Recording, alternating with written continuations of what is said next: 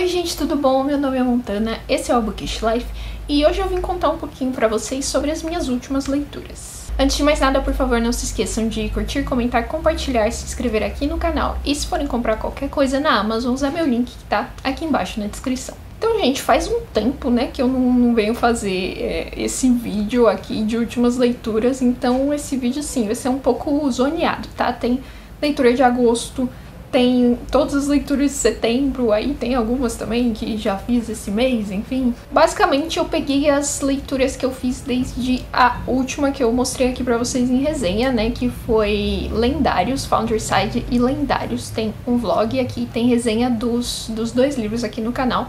Vou deixar tudo nos cards, então tudo que eu li dali pra frente eu trouxe aqui. O primeiro que eu vou mostrar pra vocês é um Diário do Ano da Peste, do Daniel Defoe.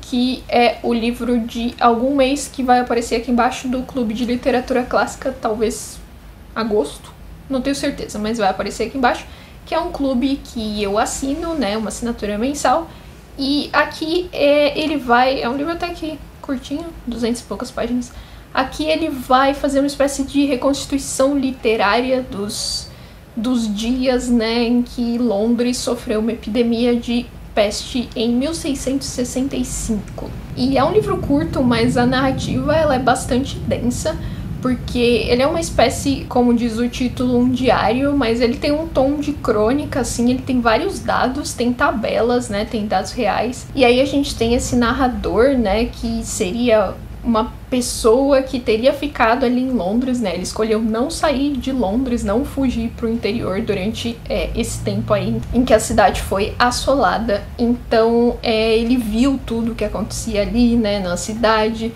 as políticas públicas que foram adotadas, como as pessoas burlavam essas políticas, uma coisa bastante atual, assim, se a gente parar pra pensar, né. Enfim, eu gostei bastante dessa narrativa. Foi meu primeiro contato com a escrita do Daniel Defoe, que é um autor conhecido da ficção, né, por Moll Flanders, por Robinson Crusoe e outras coisas. Então, assim, foi um primeiro contato mais diferenciado, porque não é uma obra totalmente de ficção, mas, enfim, eu gostei bastante. Eu acho que a leitura, em alguns momentos, ela é um pouco tediosa. Acho que as histórias se alongam. Ali, quando ele tá falando dos dados também, pode parecer um pouco desinteressante, enfim. Mas, no geral, eu acho que dá pra captar bem a atmosfera do que foram esses dias, né? Esses 2, 3 meses, eu acho, em Londres. Em seguida, vou mostrar pra vocês algumas leituras que eu fiz pra faculdade, mas, assim, a gente contabiliza, né? É literatura, é coisa que eu gosto, então a gente contabiliza também. Li por obrigação, sim, mas li porque estava interessada também. Então eu estou fazendo uma disciplina esse semestre de teatro grego em que o professor passou 4 peças com a história dos Labdácidas, né? Quem são os Labdácidas? A família de Édipo. Sabe o Édipo, né? Aquele que matou o pai e casou com a própria mãe. Então, pois é. Todas essas 4 histórias se passam depois desses eventos, né? Que esses eventos também narrados em uma peça, uma tragédia, chamada Édipo Rei, do Sófocles. Mas, enfim, o professor passou essas outras porque, assim, se tem uma família amaldiçoada, tá? É essa. Porque o Édipo se vai e a maldição continua, tá? Com os filhos, com as filhas, é uma coisa fantástica. Então eu li 7 contra Tebas, do Ésquilo. Depois eu li As Fenícias, do Eurípides. Essas 2 peças contam a mesma história, tá? Que é o duelo dos irmãos, os 2 filhos do Édipo, né? Eteocles e Polinices, em que, enfim, eles vão duelar até a morte dos 2, literalmente. É basicamente isso que acontece. Mas as peças são narradas de maneiras tão diferentes, sabe? Que até parece outra história. Então é muito interessante fazer essa comparação, né? Depois eu li Édipo em Colono, do Sófocles, que conta um pouco o que acontece com o Édipo depois que ele, né, enfim, depois que a Jocasta morre, depois que ele acaba se cegando e aí ele vai se exilar fora de Tebas. Exilar fora é bonito, né? Enfim, vai pra Colono e a gente vê o que acontece com ele lá. Esta tragédia, assim, fiquei um pouco decepcionada no final porque faltam mortes violentas, tá? Essa tragédia não tem mortes violentas, eu fiquei impressionada. Eu falei, nossa, uma morte tranquila, uma morte assim, né? Entre mortos e feridos, salvaram-se todos, basicamente isso. Então, assim, Faltou a violência apenas aqui. E por fim, para fechar o ciclo dessa família amaldiçoada, né, os irmãos já se mataram, falta o quê? A Antígona. Antígona também do Sófocles, nessa tradução aqui do Trajano Vieira, ele traduz como Antígone, né, o título, mas enfim, eu falo Antígona, eu sempre falo Antígona, que é uma das filhas do Édipo, que também vai ter o seu momento ali, né. Depois que os irmãos se matam, o que acontece? Um dos irmãos, ele estava atacando a cidade, então o novo líder da cidade se recusa a sepultá-lo. E a Antígona fala, não, eu vou sepultar meu irmão. Eu vou, é meu dever, né, de família sepultar o meu irmão. Então a gente tem essa questão aí do público, né, da política contra o privado, das obrigações dela como irmã. Enfim, e aí fica isso e a Antígona vai fazer umas coisas e tragédia, né? A gente já sabe como vai terminar pra Antígona, nada bem. E aí, para uma outra disciplina que eu faço, o professor passou o quê? As odes de Horácio. E eu li todas as 103 odes de Horácio, porque, né, esse é o programa da disciplina, então a gente tem que ler. Na verdade, eu não li nessa edição, que essa é uma edição latim-francês, que eu achei num sebo, gente, isso aqui é uma preciosidade, tá maravilhosa. Tem uma ode marcada aqui, não sei porquê, mas enfim, eu acabei lendo nessa edição que vai aparecer aqui do lado, que é uma tradução portuguesa. É bem interessante também, é legal contrastar essas traduções, e Horácio é um autor muito difícil, ele gosta de inverter, né, a ordem das frases, ele faz todo um jogo de palavras ali, tal palavra tá no final do verso por um motivo, não sei o que, ele é desses. Então, assim, leitura muito boa. Por isso que eu comprei uma edição bilíngue. Primeiro pra, né, treinar um pouco o francês, é sempre bom. E segundo que, por mais que eu não entenda metade do latim, né, pra isso que a aula serve também, inclusive, mas ver a colocação das palavras e tal, até as rimas, né, entre aspas, enfim, funciona um pouco diferente aqui, mas até isso é interessante da gente ver como se constitui o texto em latim. Então é isso, eu li todas as 103 odes de Horácio nesse semestre. É um achievement, né, um verdadeiro, assim, me sinto, accomplished. Esqueci como fala português, desculpa. Ainda para a faculdade, esse aqui eu me surpreendi comigo mesma, porque eu peguei assim e falei, não vou ler isso até o final. Porém, eu não resisto a uma trama de vingança, tá? É um dramalhão que eu amei, por algum motivo, eu ainda tô tentando entender. Que é Lorenzaccio, do Alfred Musset, que é um autor francês, né? Um autor do romantismo francês. O que eu posso dizer? Esse é um autor, mais pra quem estuda literatura, ele sempre aparece ali, né, como referência de romantismo. A gente sabe que o romantismo foi um movimento muito forte na França, Victor Hugo, né, o nome mais conhecido com certeza, mas a gente tem esse Musset, que inclusive é um autor que o Álvares de Azevedo, tá, nosso grande representante do ultrarromantismo do Brasil, cita bastante.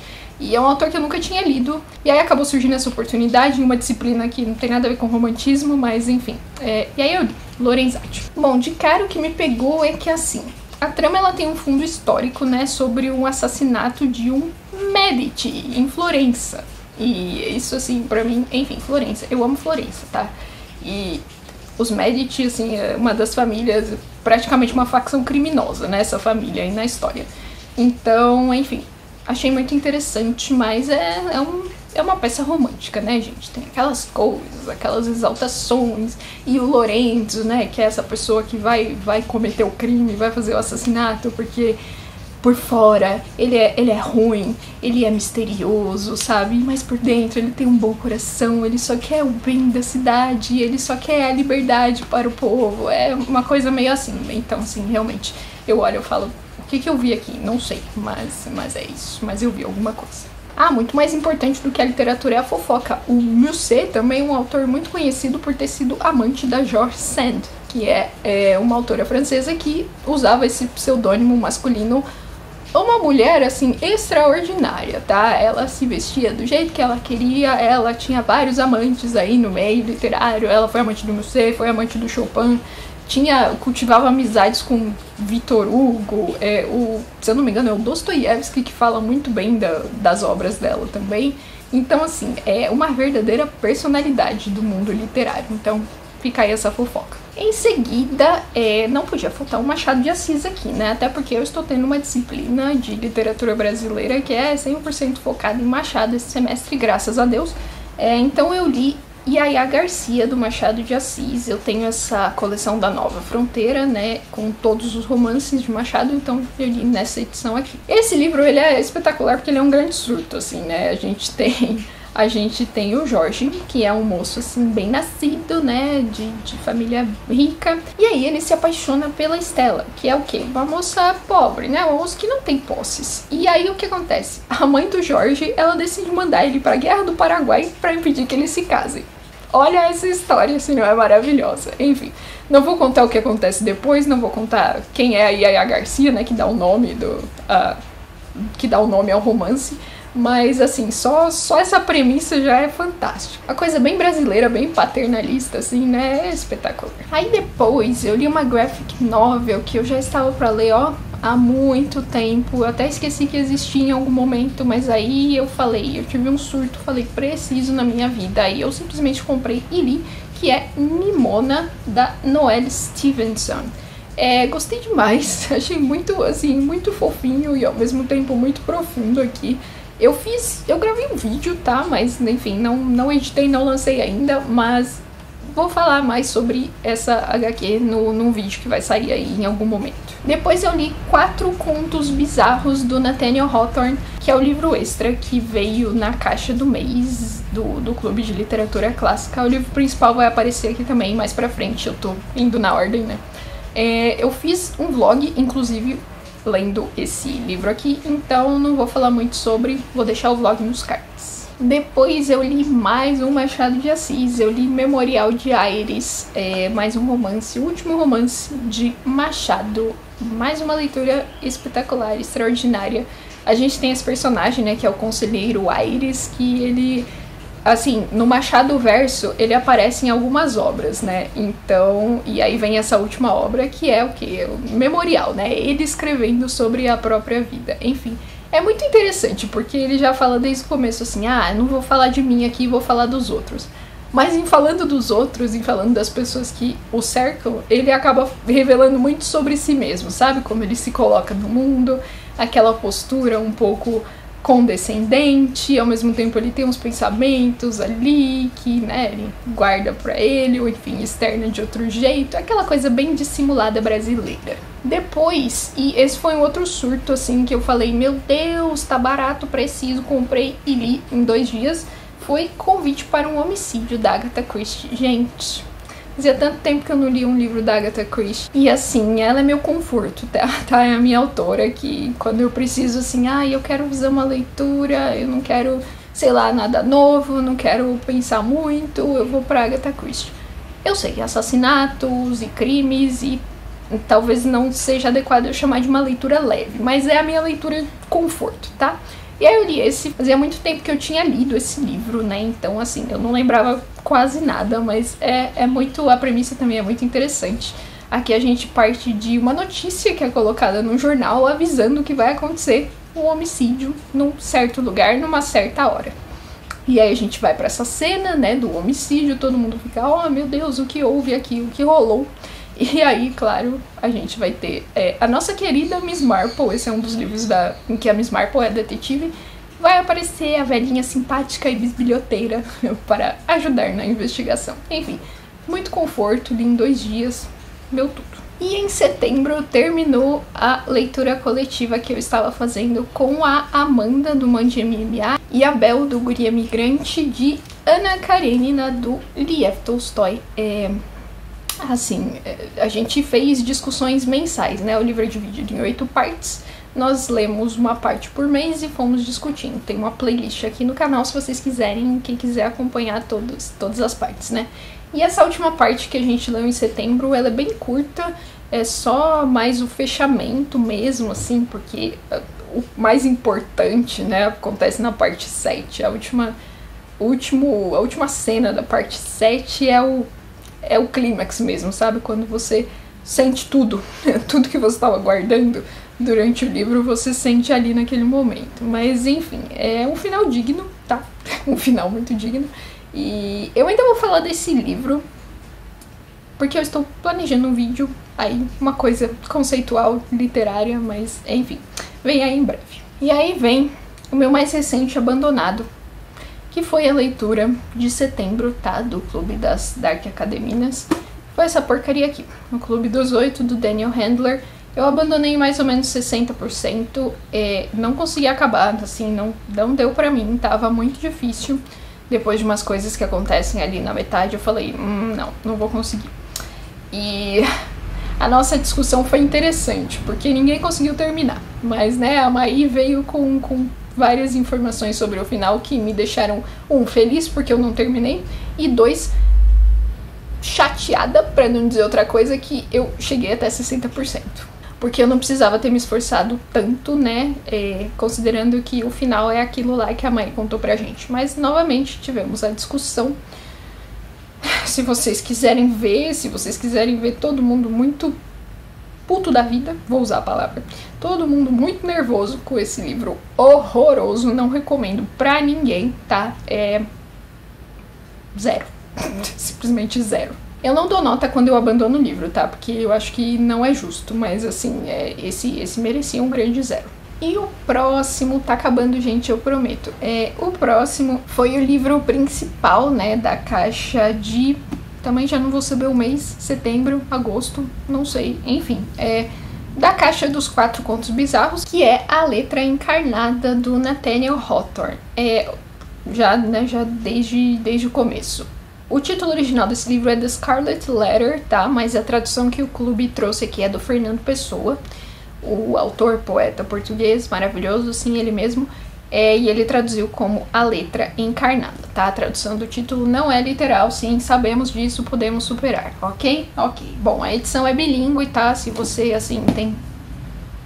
Desculpa, Torquato Tasso. Se você tem muitos problemas com o título não ser literal... Enfim, a edição é bilíngue, você pode ler em inglês também. Esse é um livro que, assim, eu esperava que eu ia passar muita raiva, ia ter pouca satisfação, já vou explicar porquê, já vou dar a sinopse e acho que vai dar pra entender.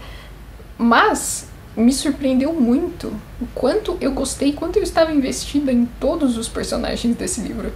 Então o que acontece aqui?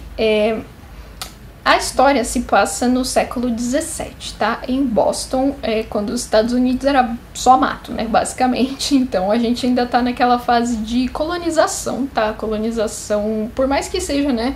No leste, aqui na Nova Inglaterra, Massachusetts, que foi, se eu não estiver muito enganada, tá? Me corrijam, por favor. Uma das primeiras colônias a serem estabelecidas. Então a gente tem ainda essa questão da identidade, né? Um povo estadunidense que está se formando, mas ao mesmo tempo eles vêm da Inglaterra, né, trazem os costumes, adaptam os costumes e tal. Mas o que rola aqui é que a gente tem essa personagem que é a Hester, que ela cometeu um adultério, e aí ela passa um tempo na prisão, tá? A história começa quando ela tá saindo da prisão, e ela vai meio que passar por um momento de vergonha pública ali na frente de todo mundo, e ela, pra sempre, tá? Pra mostrar essa vergonha dela, ela tem que usar uma letra A, né, no peito. Então, enfim, a gente vai saber essa vida dela depois, a vida depois do adultério, basicamente é isso. E ela também não revela, ninguém na cidade sabe com quem ela cometeu esse adultério. Assim, se você for espertinho, você já pega lá no primeira cena, já dá pra entender, tá? Mas enfim, e aí a gente vai ter essa questão, a gente vai ter, mas mais pra frente, nossa, me enrolei toda, né? Mas mais pra frente a gente vai saber efetivamente com quem foi. Então a gente tem os 3 personagens dessa história, né? A Hester, essa pessoa com quem ela cometeu o adultério, e o marido dela. E a gente vai ver como que os 3 vão lidar com isso. Os 3 personagens são muito interessantes, muito mesmo. Tem uma 4ª personagem que é a filha dela, tá? Que ela fica grávida desse adultério, e aí a gente vê essa criança também, como vai crescendo e tal. Os personagens são muito interessantes, assim, eu não esperava essa profundidade, sinceramente. Eu esperava que a gente ia ficar focado só nos discursos machistas, de você cometer um erro muito grave pra vida inteira, sabe? Não tem volta, o buraco é mais embaixo, mas é muito mais interessante do que isso. Muito. E eu gostei demais, eu sei que é um livro um pouco 8 ou 80, né? Eu já vi uns comentários de tipo, nossa, que falam exatamente isso que eu falei, né? Nossa, ai, raso, machismo, que ódio. Mas pra mim foi um livro que funcionou muito. Eu achei muito legal ver essas quatro, né, contando a criança, 4 perspectivas. E por ser um romance, assim, que fala de adultério, considerando os outros que eu já li, o final é até bastante otimista, bastante interessante. E a Hester, assim, o auge da literatura, é maravilhosa. E por fim, vamos mais uma vez de graphic novel, né? Minha última leitura concluída dos últimos tempos foi A Bela e a Adormecida, do Neil Gaiman, ilustrado por Chris Riddell. As ilustrações, inclusive, belíssimas, vou até mostrar aqui. Enfim, eu amei muito, tá? Eu amei demais, tá? Olha que coisa belíssima. Uma vibes bem Neil Gaiman mesmo. E, enfim, gostei demais. Como o nome sugere, né, a Bela e a Adormecida, que a gente tem, digamos, versões da Bela Adormecida e da Branca de Neve. A melhor Branca de Neve que eu já li na minha vida, tá? Assim, quem não gosta da Branca de Neve, leia essa graphic novel que você vai começar a ver ela de um jeito totalmente diferente. Enfim, maravilhosa. Aqui eu fui altamente influenciada pela Bel, tá? Do Guria Migrante. Ela postou uma das ilustrações que tem aqui no Twitter. Eu falei, acho que esta graphic novel é para mim. E aí fui ler. Fui um pouco enganada pela ilustração, tá? Ainda não perdoei a Bel por isso, mas mesmo assim é uma história fantástica. O final é muito bom. Eu amei. Enfim, é isso que eu tenho a dizer. Eu amei. E pra terminar, né, eu gosto de terminar esses vídeos sempre mostrando pra vocês o que eu estou lendo atualmente. Vocês vão ver o tamanho do surto, tá? Sigo com Words of Radiance, o segundo livro do The Stormlight Archive, do Brandon Sanderson. Já era pra eu ter terminado a parte 2 há muito tempo, assim, mas continuam faltando 150 páginas e, enfim, tá difícil superar isso na minha cabeça. Ano passado vocês só me ouviram falar de The Way of Kings, né, em todo vídeo que eu fazia mostrando o que eu tava lendo. Então esse é o ano de Words of Radiance. Em seguida, como eu mostrei no vídeo de tag que saiu na semana passada, estou lendo A Guerra dos Tronos, do George R.R. Martin. Explicando rapidamente o surto, né, saiu lá o teaser de House of the Dragon. Eu falei, bom momento para começar de novo, né, porque eu já li esse livro 2 vezes, é a terceira vez que eu tô lendo esse livro, mas eu nunca passo do primeiro, né, eu nunca começo a ler o segundo, essa é a questão, por isso que eu preciso ficar relendo e relendo, né, porque eu esqueço as coisas, simplesmente isso. Enfim, e aí, o que esse livro tem a ver com House of the Dragon? Nada, né? O livro de House of the Dragon é Fogo e Sangue, que tá aqui em cima. Mas, como eu não li nem, né, as Crônicas de Gelo e Fogo, eu falei, esse é o momento. Agora eu vou ler as Crônicas de Gelo e Fogo e vamos ver se agora eu vou ler mesmo, tá? Mas eu já passei da metade, então pelo menos o primeiro eu vou conseguir acabar de novo. Eu tenho certeza disso. E por fim, não menos surtada, eu resolvi o quê? Começar mais uma série longuíssima de fantasia, que é A Roda do Tempo. Então estou lendo O Olho do Mundo, tô bem no comecinho ainda, perdi a página.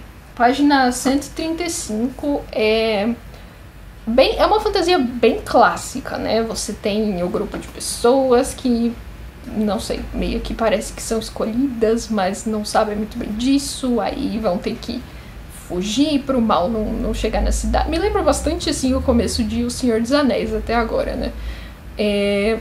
Enfim, o que não é ruim de jeito nenhum, eu tô adorando, gostando demais desse mundo aqui. Mais um surto, né, porque vai sair a série no Prime Video, The Wheel of Time, então eu jamais vou conseguir acabar de ler antes de sair a série, vai sair em novembro, mas de qualquer maneira, tá aí registrado o surto. Então é isso, espero que vocês tenham gostado. Me contem aqui nos comentários quais foram as suas últimas leituras, o que vocês estão amando ler, o que vocês abandonaram, qual foi a pior coisa que vocês leram ultimamente. Vocês já viram a minha aqui. Vejo vocês no próximo vídeo e até mais. Tchau!